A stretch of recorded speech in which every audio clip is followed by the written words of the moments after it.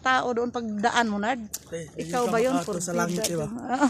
Diraro ka sa San Isidro. Ay, oo, inano pala. Sus, tanawa akong buong puti ah. Karang irot yung. Ate, ato bang dili tinil? Muni ka punon, te. Ay, picture mo? Ayun. Brad, muni ka punon, brad, oh. Ayan. Ay, kung pakakaro, ha? Wow, unsa man ang kahuya? Punon, te, oh. Ha? Unsa ning kahuya pagkanda ko? Muni ka punon, do. Dili na, oy. Ayan ang mga ano. Ang lalaki ng mga kahoy din. Dito kami sa Josefina. Ay, ari yung marang. Gusto magpadala ang pinsan ko ng marang.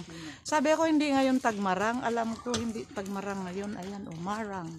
Yan ang marang na... Aray, kinagat ako ng langgam. Aray, kinagat ako ng langgam. Ito ang lugar ng mga madre sa Josefina. Ano to dito? St. Clair? St. Clair. Ayan. Kaganda ng lugar. Yun ang parkingan nila dire sa church. Ang church doon lang sa ibaba. Pangalawang bisis kong nagpunta dito. Noong isang linggo ay nakarating ako dito. Pag dilaw ang bulaklak, ano yan siya? Akasya? Mangga. Hindi, uy! Hindi yan mangga. Akasya tree. Ang service ni Jonard, oh, grabing service ni Jonard. Pa-Jerox lang. Si Aerox. Dini ako.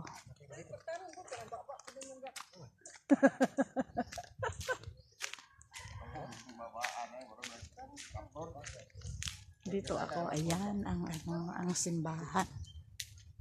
Ano yung simbahan? Isa pa ba yan?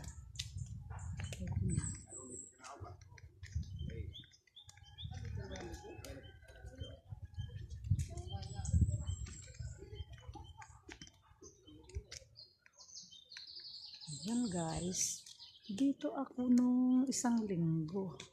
Kasama ko sila ni Lisa at si Lolo. Ngayon, sila na naman Christy at si Ronnie. Ano kami? 5 kami ngayon.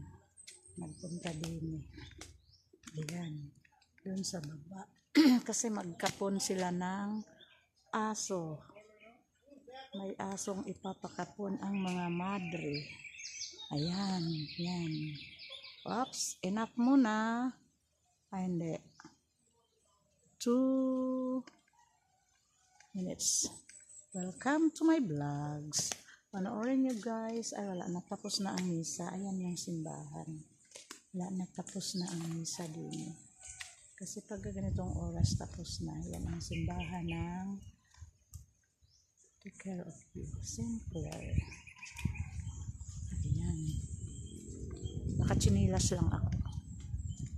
Ayan. Doon. Abot ako din Ayan doon sa loob mamaya. Mag-picture ako doon sa loob mamaya. Bye-bye sa aking vlogs.